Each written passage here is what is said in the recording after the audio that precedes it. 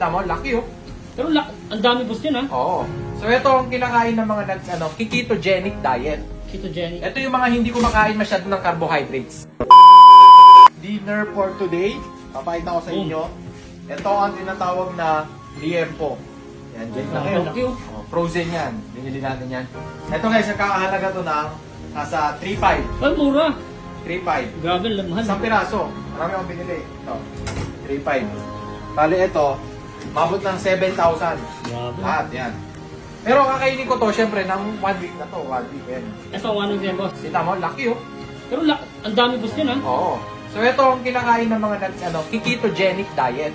Ketogenic. Ito yung mga hindi kumakain masyado ng carbohydrates. Oo, boss. Puro karne lang. So ayan, bumibili tayo ng marami. At ito, hiniwa-hiwa na namin yan. At mamaya mamarinate natin yan. Pero pa isa dito. Lahat. Ay, grabe. Dami yan, guys. Bultuan, boss? Bultuan? Bultuhan talaga. Pag bumibili tayo, bultuhan. So ayan, iihaw natin to ngayon. I-prepare ko lang ang ating ihawan. Yes. So ito, minarinate namin siya ng, ito, naglagay kami dito ng bawang, sibuyas, tapos toyo, ayan, kung ano-ano sangkap. Pero all natural lang ang ginamit ko dito. Okay, so ayan, let's go. Punta na tayo doon, mag-ihaw.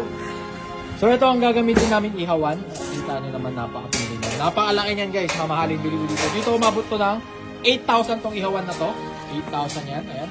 Ito, tinatawag na bakal, ano to, matibay, ha? Hindi, stainless to.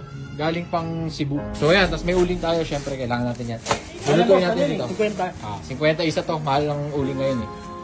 At eto na nga, at niluluto na namin ang napakasarap na liempo. Kung makikita nyo dito, ayan oh, may mga bawang-bawang sibuyas po. Sobrang, dapat dito guys, sa technique dito, huwag nyo masyadong susunugin para hindi siya masyadong mapait kung kakainin nyo. Ayan. So, yan po ang tips na mabibigay ko sa inyo. Kumain po kayo ng liempo. Tapos, okay lang mamantika, okay lang mataba. Basta iiwasan nyo po yung mga carbohydrates and yung mga sugar na kainin. So yan, tapos na ang aming ihaw-ihaw. Kung makikita mo dito, pakita mo to. Kaya lang may nasunod na isa, pero G lang yan. Ayan, iwa-iwa. Masarap yan. Masarap yan. So ayan, kita mo. Ayan, masarap po. Walang ano yan, kaya nagpamahal to kasi walang buto. Ayan. Kaya nasa iyan ko lang. Ayan, kita mo, walang masyadong buto yan. Boneless talaga siya. Boneless, yan. Kita ba? Kita? Sorry, kita.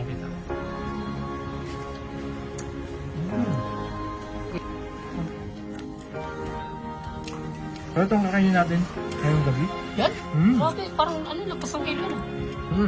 Binili ko 15 kilo. 10 kilo? Hindi, ano lang yun. Parang nasa 10 lang yun. 10 lang yan, boss? Pero lalaki nun ah. No rice, pure meat.